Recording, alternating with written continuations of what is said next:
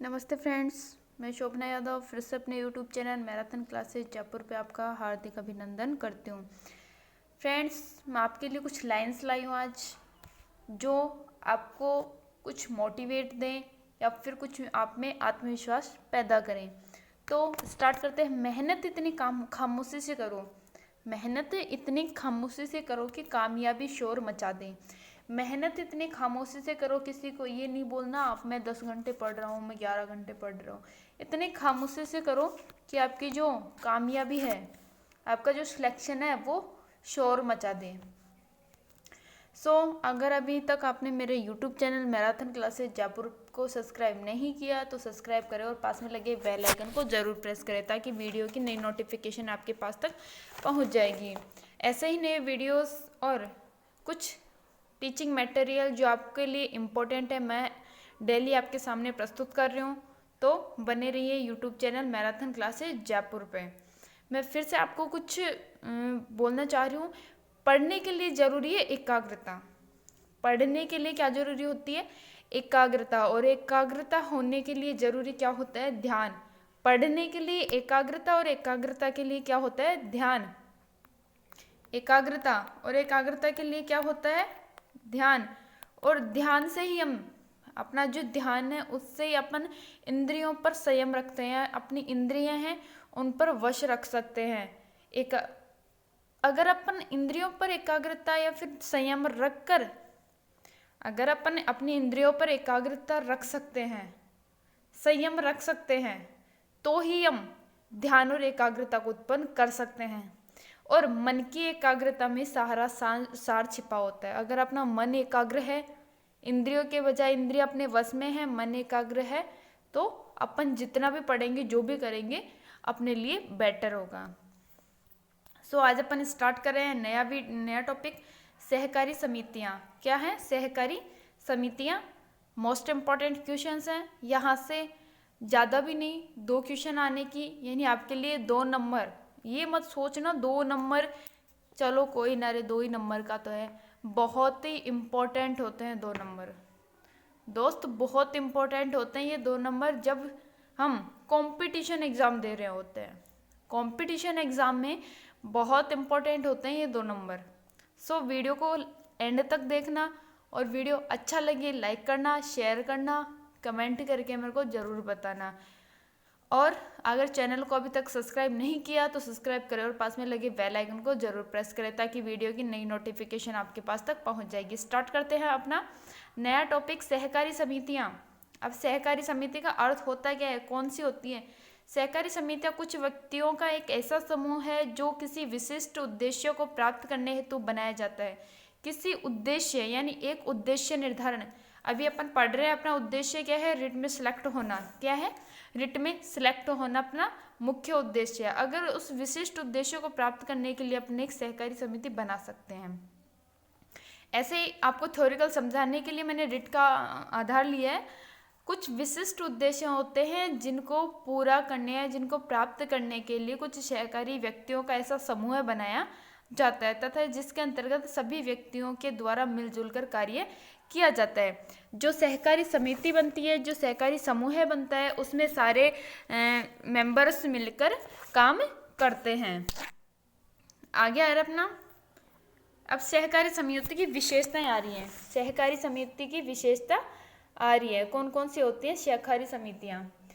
सहकारी समितियां स्वैच्छिक संस्था खुली सदस्यता के रूप में कार्य करती हैं। खुली संस्था यानी अभी 15 लोगों का समूह बना है, ठीक है, खुली है, इसमें किसी सरकार के रूल्स का या फिर किसी अदर जो संस्था है उसके रूल्स का कोई मायना नहीं होता। ये खुली सदस्यता के रूप में कार्य करती हैं, क्योंकि कोई भी व्यक्ति इसकी सदस्यता को ग्रहण कर सकता है या सदस्यता को त्याग सकता है। अभी उद्देश्य अपना है, सभी बच्चे ध्यान से सुने, उद्देश्य अपना है स्वच्छ भारत स्वच्छ अभियान। कब चला था? 2014 में। 2 अक्टूबर 2014 में स्वच्छ भारत का जो है स्वच्छ भारत अभियान चला था। किसकी? महात्मा गांधी जयंती पर। इसमें क्या था कि पूरे देश में साफ सफाई रही, रोगों से मुक्त हो, हर एक प्रदेश, हर एक शहर, हर एक गांव स्वच्छ हो। अभी अपन सदस्यता अपन लेके चलते हैं कि जैसे अपन अपने अपने अपने गाँव में ऐसे कुछ 15 से 20 मेंबर्स एक जगह होकर गांव की सफाई का जिम्मा उठाते हैं। गांव की सफाई के लिए एक सहकारी संस्था निर्मित करते हैं। उस सहकारी संस्था पर किसी का कोई पाबंदी नहीं होती, और जो 15 मेंबर्स उसमें जुड़ रहे हैं, ज़्यादा भी हो सकते हैं, कम भी हो सकते हैं, इसमें ज़रूरी नहीं है 15 ही हो। कुछ मिलकर अगर किसी को काम नहीं करना या फिर किसी को काम करना है, अगर नहीं करना तो छोड़कर जा सकता है, और अगर काम करना है तो ऐड हो सकता है। सहकारी समितियों का निर्माण कम से कम 10 व्यक्तियों के द्वारा मिलजुल कर किया जाता है। कम से कम कितने व्यक्ति होने चाहिए? 10 होने चाहिए। सहकारी समितियों का निर्माण किसी विशिष्ट उद्देश्यों को पूरा करने के लिए किया जाता है। विशिष्ट उद्देश्य होता है, कोई एक विशेष उद्देश्य होता है, उसकी पूर्ति के लिए किया जाता है। सहकारी समितियों का एक मुख्य सिद्धांत हम सबके लिए सब एक के लिए, एक सबके लिए सब एक के लिए, ये इसका मुख्य सिद्धांत है। कौन सी? सहकारी समिति का। एक सबके लिए, एक है, 10 मेंबर्स जुड़ रहे हैं, ये 10 मेंबर्स, इनमें प्रत्येक एक मेंबर से ऐसा होता है जो सबके लिए कार्य करता है, और सब, ये जो सब है वो इसका जो है सहयोग करके एक के लिए तो कार्य कर रहे हैं। तो ये है इसका मुख्य सिद्धांत, क्या? सब एक के लिए और एक सब के लिए। सहकारी समितियों का ध्वज सतरंगी होता है, ये इम्पोर्टेंट है। सहकारी समितियों का जो ध्वज होता है वो कैसा होता है? सतरंगी, 7 रंगों का होता है। सहकारी समितियां राज्य सूची का विषय मानी जाती हैं। सहकारी समितियां किस विषय सूची है? राज्य सूची का विषय है। सहकारिता आंदोलन सदस्यत्व का आंदोलन द्वारा संचालित कार्यक्रम है। सहकारी आंदोलन है तो सदस्यों का संचालित कार्यक्रम है।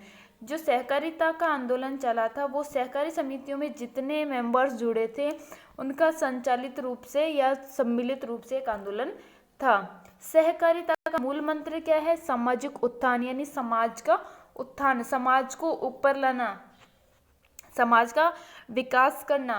सामाजिक उत्थान किसका मूल मंत्र है? सहकारिता का। और सहकारी समितियों का जो ध्वज होता है वो कैसा होता है? सहकारी समितियों का ध्वज होता है सतरंगी। कैसा होता है? सतरंगी होता है। भारत में सहकारिता आंदोलन की जड़ें कृषि एवं संबंधित क्षेत्रों में है। भारत में अधिकतर सहकारिता का जो सहकारी समितियां बनती हैं वो किसके लिए बनती हैं? कृषि से संबंधित क्षेत्रों के लिए।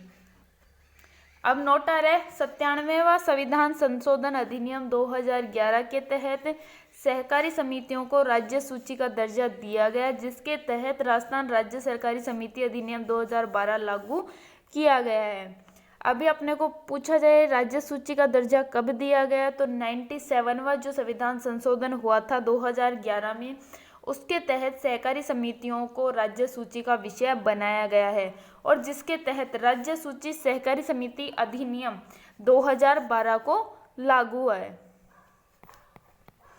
आगे आ रहे सहकारी समितियां लोकतांत्रिक पद्धति पर आधारित होती हैं। लोकतांत्रिक पद्धति अपना जो संविधान है एक लोकतांत्रिक संविधान है, किसी धर्म, जाति, विशेष भाषा को मुख्यता नहीं देता। हर व्यक्ति का सम्मिलित एवं समान रूप से अधिकार होता है, अर्थात इसके अंतर्गत सभी सदस्यों को समान मत देने का अधिकार होता है। सहकारी समितियों का पंजीयन करवाना अनिवार्य होता है। सहकारी समितियों का पंजीकरण करवाना अनिवार्य होता है, यानी इनको सरकारी दस्तावेजों में ऐड करवाना जरूरी होता है। सहकारी समितियों के द्वारा किए जाने वाले कार्य का एक निष्पक्ष व्यक्तियों के द्वारा उचित प्रकार से जांच पड़ताल की जाती है। यानी जो सहकारी समितियां बन रही हैं, जो कार्य कर रही हैं, यानी विशिष्ट उद्देश्य के लिए जो कार्य करती हैं, उनका जो मुख्य उद्देश्य होता है उसको पूरा करने के लिए जिस प्रकार कार्य करती है उसकी जांच पड़ताल की जाती है। सहकारी समितियों का प्रबंधन और नियंत्रण सभी सदस्यों के द्वारा मिलजुल कर किया जाता है, यानी उसकी देखभाल और उसको नियंत्रित चलाने का कार्य सभी सदस्यों की एक मत और एक राय से होता है। अब आ रहा है अपना इम्पोर्टेंट है, ध्यान से पढ़ना। विश्व सहकारिता का प्रारंभ, विश्व में सहकारिता का प्रारंभ कब हुआ? रॉबर्ट ओवन ने किया। कब किया? इंग्लैंड में भारतीय दुर्भिक्ष आयोग की सिफारिश पर। विश्व में सहकारिता का प्रारंभ हुआ था रॉबर्ट ओवन ने इंग्लैंड में भारतीय दुर्भिक्ष आयोग की सिफारिश पर किया था। आगे आ रहा है अपना, भारत में सर्वप्रथम सहकारी समितियों का नियमन और नियंत्रण करने हेतु 1904 में कानून बनाया गया था तथा वर्तमान में सहकारी समितियों का नियमन एवं नियंत्रण करने हेतु सहकारी समिति अधिनियम 2012 लागू किया गया है। 2012 सहकारी समिति अधिनियम लागू किया गया है। किसके लिए? सहकारी समितियों का नियमन और नियंत्रण करने के लिए। याद हो गया। विश्व में सहकारिता का प्रारंभ रॉबर्ट ओवन इंग्लैंड में हुआ और किसकी सिफारिश? भारतीय दुर्भिक्ष आयोग की सिफारिश पर। आगे आ रहा है सहकारी समितियों के प्रकार। अब सहकारी समिति कितने प्रकार है, कौन कौन से हैं?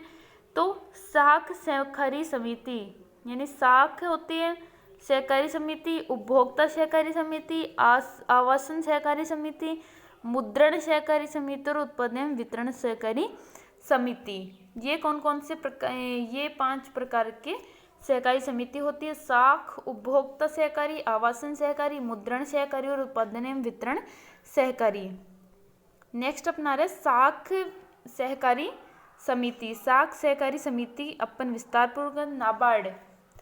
शाख सहकारी समिति नाबार्ड की स्थापना कब हुई? 12 जुलाई 1982 में। अब इसमें 2 प्रकार हैं, नाबार्ड के भी 2 प्रकार है, यानी शाख सहकारी समिति कितने प्रकार की है? 2 प्रकार की। पहली है सहकारी बैंक, दूसरी है भूमि विकास बैंक, यानी दीर्घकालीन ऋण देना 5 से 20 वर्ष तक। 5 से 20 वर्ष तक के बीच में, यानी निम्नतम 5 वर्ष, अधिकतम 20 वर्ष के मध्य जो ऋण दिया जाता है भूमि विकास बैंक द्वारा, और सहकारी बैंक अलग होते हैं। सहकारी बैंक क्या देता है? अल्पकालीन ऋण जो 1 वर्ष का हो सकता है। दूसरा देता है मध्यकालीन ऋण जो 5 वर्ष तक का होता है। और भूमि विकास बैंक क्या होता है? भूमि विकास बैंक दीर्घकालीन ऋण देता है। फिर आगे आ रहा है अपना भूमि विकास बैंक, यानी दीर्घकालीन ये ऋण देता है कितने वर्ष तक? 5 से 20 वर्ष तक के मध्य है। ये राज्य स्तर का होता है और जिला स्तर का होता है। एक तो राज्य स्तर पर देता है और एक जिला स्तर पर देता है। राज्य स्तर पर जो ऋण प्रदान करता है वो कब इसकी स्थापना हुई? 26 मार्च 1957 को इसकी स्थापना हुई। राजस्थान भूमि विकास बैंक जयपुर। और जिला स्तर पर जो होता है इसका नाम था प्राथमिक भूमि विकास बैंक। प्रथम 1924 अजमेर में, वर्तमान में कितने हैं? 36। अब है जो मध्यकालीन ऋण देता है उसके बारे में। राज्य स्तर पर है, इसकी स्थापना हुई थी 14 अक्टूबर 1953 को। नाम है राज्य सहकारी बैंक। मुख्यालय कहाँ पर है इसका? जयपुर में है। जिला स्तर पर होता है केंद्रीय सहकारी बैंक, यानी राज्य स्तर पर राज्य सहकारी बैंक, जिला स्तर पर केंद्रीय सहकारी बैंक। ये क्या देते हैं? मध्यकालीन ऋण देते हैं। प्रथम कब दिया था? 1910 अजमेर में। वर्तमान में कितने हैं? 31 हैं। चित्तौड़गढ़, प्रतापगढ़ व धौलपुर, भरतपुर, राजसमंद एवं करौली। अब तीसरा आ रहा है ग्रामीण स्तर पर प्राथमिक सहकारी बैंक। जो ग्रामीण स्तर पर होता है वो प्राथमिक सहकारी बैंक है। कार्य क्या करता है? अल्पकालीन ऋण देता है। इसका प्रथम जो दिया था 1905 अक्टूबर में भिनाई अजमेर में दिया था। इसमें इम्पोर्टेंट याद करने की आपको मैं बता दूं क्या है।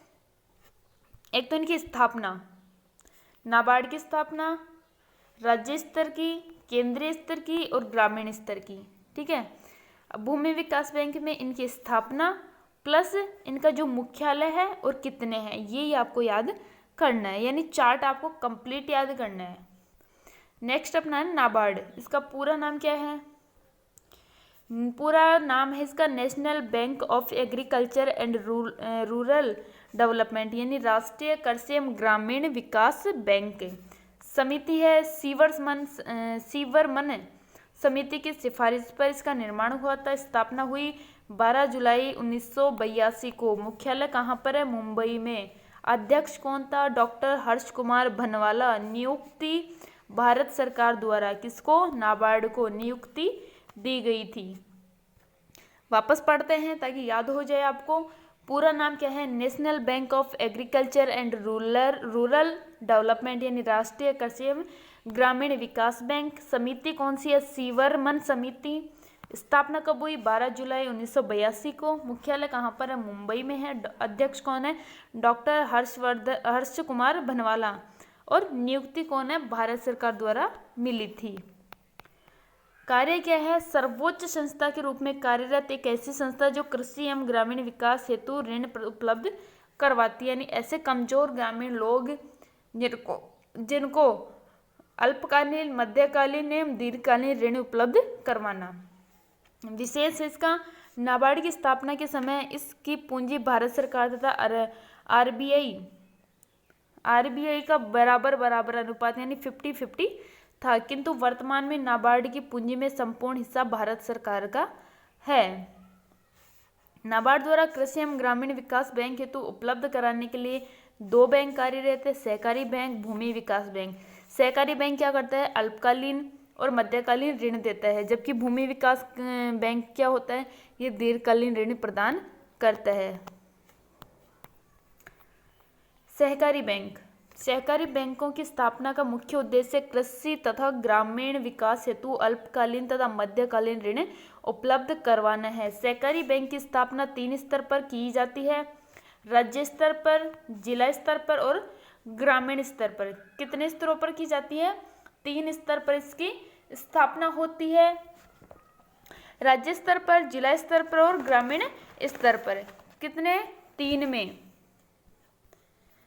आगे आ रहा है राज्य स्तर पर। राज्य स्तर पर क्या होती है, यानी सहकारी बैंक को क्या कहा जाता है? तो राज्य स्तर पर होती है, प्रत्येक राज्य के राज्य स्तर पर एक सहकारी बैंक की स्थापना की गई, जिसकी स्थापना का मुख्य उद्देश्य नाबार्ड तथा केंद्रीय सहकारी बैंक प्राथमिक सहकारी समितियों के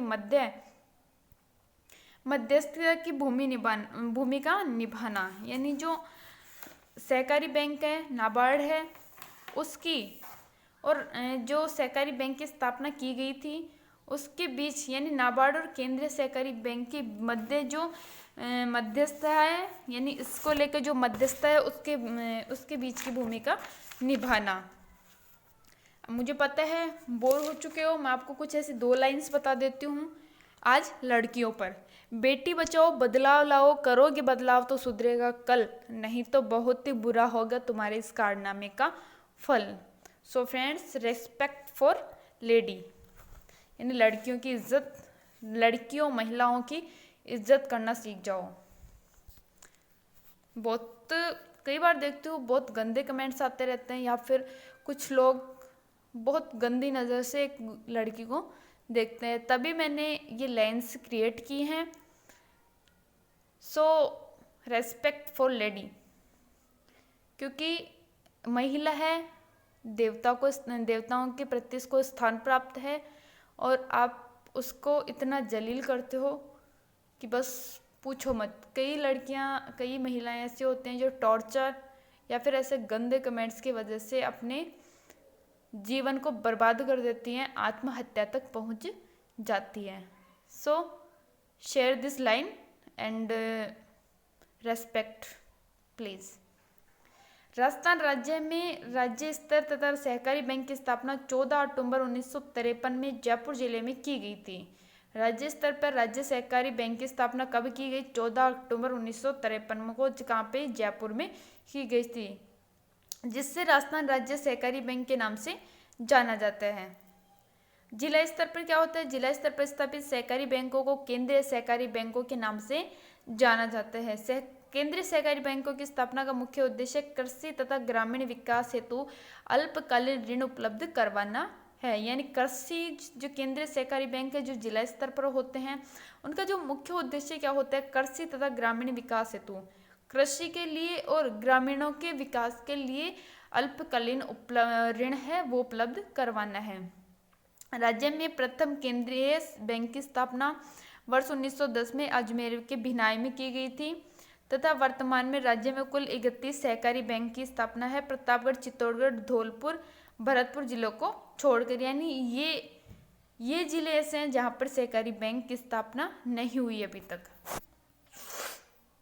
अब ग्रामीण स्तर पर स्थापित सहकारी बैंकों को प्राथमिक सहकारी समितियों के नाम से जाना जाता है। प्राथमिक सहकारी समितियों की स्थापना का मुख्य उद्देश्य कृषि तथा ग्रामीण विकास हेतु अल्पकालीन ऋण उपलब्ध। सहकारी बैंकों की जो मुख्यतः उद्देश्य है वो यही है कि ग्रामीणों एवं कृषि विकास हेतु अल्पकालीन या दीर्घकालीन ऋण उपलब्ध करवाना। तो इसमें ये जरूरी नहीं है, बस ये इसमें देखना है कि एक तो सहकारी बैंक होते हैं और एक भूमि विकास बैंक होते हैं।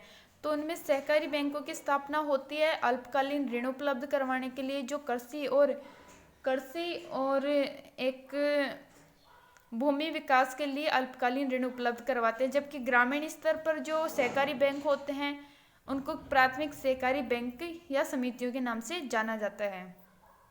अब भूमि विकास बैंक, सहकारी बैंक कंप्लीट हो चुके हैं। कितने होते हैं? राज्य स्तर पर, जिला स्तर पर और ग्रामीण स्तर पर जो अल्पकालीन ऋण उपलब्ध करवाते हैं। और भूमि विकास बैंक ये दीर्घकालीन ऋण उपलब्ध करवाते हैं। भूमि विकास बैंकों की स्थापना का मुख्य उद्देश्य दीर्घकालीन ऋण उपलब्ध करवाने के लिए हुआ है। भूमि विकास बैंकों की स्थापना 2 स्तर पर होती है, राज्य और जिला। उसकी कितनी हुई थी? सहकारी बैंक की स्थापना 3 स्तर पर, राज्य, जिला और ग्रामीण। और इसकी राज्य और जिला 2 स्तर पर होती है। राज्य स्तर पर इसे क्या कहा जाता है? राज्य स्तर पर स्थित भूमि विकास बैंक की स्थापना का मुख्य उद्देश्य नाबार्ड तथा प्राथमिक भूमि विकास बैंकों के मध्य से भूमिका निभाना, यानी मध्यस्थता की भूमिका निभाता है। राजस्थान राज्य में राज्य स्तर पर भूमि विकास बैंक की स्थापना 26 मार्च 1957 को जयपुर जिले में की गई, जिसे राजस्थान राज्य भूमि विकास बैंक के नाम से जाना जाता है। यानी राजस्थान राज्य भूमि विकास बैंक राज्य स्तर पर स्थित एक भूमि विकास बैंक है। आगे आ रहे जिला स्तर पर। जिला स्तर पर स्थापित भूमि विकास बैंकों को प्राथमिक विकास बैंक के नाम से जाना जाता है। प्राथमिक भूमि विकास बैंक की स्थापना का मुख्य उद्देश्य कृषि एवं ग्रामीणों के विकास के लिए दीर्घकालीन ऋण उपलब्ध करवाना है। राज्य का पहला प्राथमिक भूमि विकास बैंक 1924 में अजमेर में स्थापित किया गया है। राज्य स्तर पर वर्तमान में 36 प्राथमिक भूमि विकास बैंक स्थापित है तथा अजमेर, जोधपुर, गंगानगर में 2 प्राथमिक भूमि विकास बैंक की स्थापना की गई है। यानी 33 जिले हैं, 33 तो अपने जिले हैं ही ना। और जोधपुर, अजमेर और गंगानगर 33 में +3 और करो, कितने हो गए? 36 हो गए ना। उपभोक्ता सहकारी समितियां, दूसरा कौन सा है? उपभोक्ता सहकारी समितियां। राज्य में उपभोक्ताओं को उनकी जरूरतमंद चीजों में कम से कम दामों पर उपलब्ध करवाने हेतु राज्य के विभिन्न क्षेत्रों में उपभोक्ता सहकारी समितियों की स्थापना की गई है। राजस्थान राज्य में इन उपभोक्ता सहकारी समितियों का प्रबंध तथा नियंत्रण करने हेतु 27 मार्च 1967 में जयपुर जिले में राजस्थान राज्य उपभोक्ता सहकारी संघ लिमिटेड की स्थापना की गई है। राजस्थान में उपभोक्ताओं को उनकी जरूरतमंद चीजें कम से कम दामों पर उपलब्ध करवाने हेतु राजस्थान सरकार द्वारा 31 अक्टूबर 2015 को राज्य के जयपुर जिले के भभोरी गांव में अन्नपूर्णा भंडार योजना का शुभारंभ किया गया। ये इम्पोर्टेंट है आपके लिए। एक तो ये याद रखना कब हुई, कहाँ पर हुई। और उपभोक्ता की जरूरतमंद चीजें उपलब्ध करवाने हेतु सरकार द्वारा 31 अक्टूबर 2015 को राज्य के जयपुर जिले के भभोरी गांव से अन्नपूर्णा भंडार, अन्नपूर्णा रसोई देखा है आपने, वो ये अन्नपूर्णा भंडार की स्थापना की गई। राजस्थान राज्य आवासन सहकारी समिति संघ लिमिटेड, इस सहकारी समिति का गठन 1970 में जयपुर जिले में किया गया। इसका कब किया गया? जयपुर जिले में इसका गठन किया गया। इस समिति का मुख्य उद्देश्य अपने सभी सदस्यों को मकान तथा निर्माण करवाने हेतु दीर्घकालीन ऋण उपलब्ध करवाना तथा कुछ आवासीय कॉलोनियों का निर्माण करके कम से कम दामों पर मकान एवं जमीन उपलब्ध करवाना है। राजस्थान राज्य मुद्रालय सहकारी समिति संघ लिमिटेड, इसे सहकारी समिति का गठन 1960 में राजस्थान के जयपुर जिले में किया गया। इस समिति का मुख्य उद्देश्य क्या है? राज्य की सभी सहकारी संस्थाओं तथा राज्य स्तर पर के अंतर्गत आने वाली गैर सरकारी संस्थाओं के सभी महत्वपूर्ण दस्तावेजों का मुद्रण करने का कार्य किया जाता है। यानी मुद्रालय है तो मुद्रण करने का कार्य किया जाता है। आवासीय है, मकान वगैरह उपलब्ध करवाने का कार्य किया जाता है। उपभोक्ता है, उपभोक्ता में कम से कम दामों पर जरूरतमंद चीजें उपलब्ध करवाना है। राजस्थान राज्य विपणन सहकारी संघ लिमिटेड, इस सहकारी समिति का गठन 26 नवंबर 1957 को जयपुर जिले में किया गया था। 26 नवंबर 1957 को इसे जयपुर जिले में स्थापित किया गया था। इस समिति का मुख्य कार्य क्या है? किसानों में से न्यूनतम समर्थन मूल्य पर खाद्यान्नों को खरीदना तथा राज्य में रहने वाले जरूरतमंद लोगों को कम से कम दामों पर राशन की दुकानों के माध्यम से खाद्यान्नों को पहुंचाना। विपणन यानी व्यापार या पहुंचाना, आदान प्रदान करना। तो जो खाद्यान्न है, सहकारी बैंक मुख्य तौर पर खाद्यान्नों के लिए बनाया गया। तो खाद्यान्न जरूरतमंद लोगों को कम से कम दामों पर, निम्नतम दामों पर उपलब्ध करवाना है। इसमें आगे आ रहा है अपना सरकारी पशु आहार फैक्ट्रियों के माध्यम से पशु आहार का उत्पादन करना, उनका विपणन करना, राज्य में रहने वाले किसानों को कम से कम दामों पर खाद, बीज और कीटनाशक दवाइयों का विपणन करना। आपको पता चल गया सहकारी बैंक में क्या है, समितियों में क्या है, स्थापना कब हुई थी और इसमें क्या क्या इम्पोर्टेंट है वो मैंने आपको बता दिया। फ्रेंड्स, ऐसे ही नए वीडियोस देखने के लिए बने रहिए मेरे YouTube channel marathon classes Jaipur पे। आपको सफलता की कुंजी मिलेगी और आपके लिए ये इम्पोर्टेंट रहेंगे क्वेश्चंस जो मैंने आपको यहाँ पर इम्पोर्टेंट लिख के बताया है। इसमें से ज़्यादा भी नहीं, इस बार 2 क्वेश्चन आएंगे। अच्छे से पढ़ना। और ऐसे स्टूडेंट्स भी बहुत हैं जो शेयर नहीं कर पाते या फिर किसी बच्चे को सूचना नहीं दे पाते, तो प्लीज़ उनको शेयर करो ताकि वो भी पढ़ सके, सफलता प्राप्त कर सकें। अपनी सोच को छोटे मत रखो, से बढ़ाओ। बड़ी सोचोगी तभी कुछ करने लायक रहोगे, क्योंकि हौसलों का मुकद्दर बड़ी सोच वालों को ही मिलता है, या फिर मंजिल बड़ी जो मेहनत करते हैं उन्हीं को प्राप्त होती है। फ्रेंड्स, वीडियो अच्छा लगे लाइक करना, शेयर करना, कमेंट करके मेरे को ज़रूर बताना और बने रहिए YouTube channel marathon classes Jaipur पे। चैनल को सब्सक्राइब नहीं किया तो सब्सक्राइब करें और पास में लगे बेल आइकन को ज़रूर प्रेस करें ताकि वीडियो की नई नोटिफिकेशन आपके पास तक पहुंच जाएगी। मैंने आपको बताया था कुछ रेस्पेक्ट फॉर, शेयर करना।